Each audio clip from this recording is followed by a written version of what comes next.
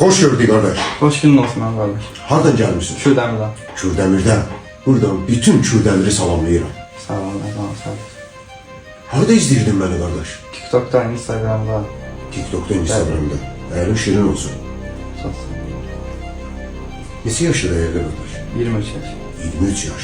Sana xoşbəxtçilik arzu edirəm. Allah sana sağ olsun. Çoxdan izləyirsiz beni. Yoxsa Bəli. son zamanlar? Çoxdan. Çoxdan. Qərarı keçmədiniz gəldiyinizə görə, hə? Yox. Gözləyirdim ki, yəni. Təzə yer olsun, təzə yerdə inşallah ki. Səni var Gəlin olsun. qardaşın yanına. Səni xoş gəlmişsən. Allah sana sağ olsun. Hoş günün olsun. Hansı stili bəyənmişsən qardaş? Bir sağ olsun. Son stilə. Təşəkkürlü olmasa artıq ne iki ölkəmizdə, dünyamızda ses salır. Bəli. Evet. Değerli şirin olsun.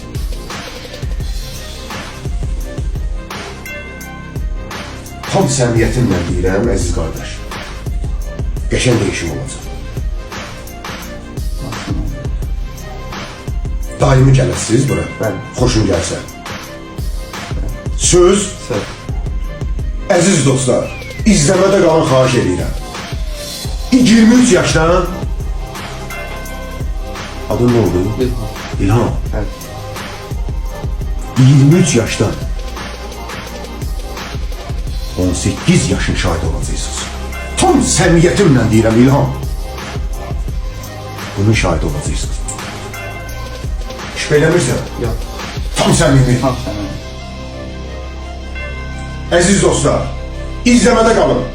100 sol stili Kürdəmirə gedir.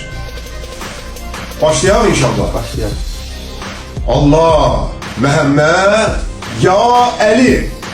Bircə bəndə sevirmisən, çox saraylar devirmisən, devirmisən.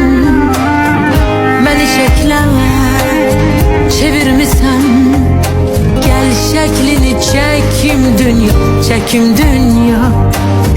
Pəncərəsən, baxan mənəm, rəng-rəngə yaxan mənəm. Sularımda axan mənəm. Gəl şəklini çəkim dünya, çəkim dünya. Gəl şəklini çəkim dünya, çəkim dünya.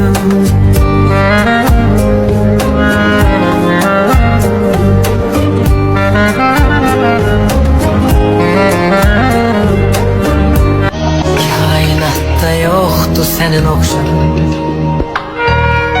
Gecenin sultanı, zülmetin şamı. Dağlarda zerreler senin yanında.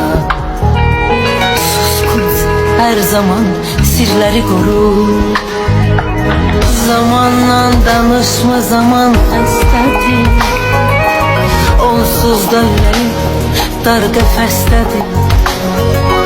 Zamanla danışma, zaman xəstədir. Onsuz da ürəyim dar qəfəsdədir.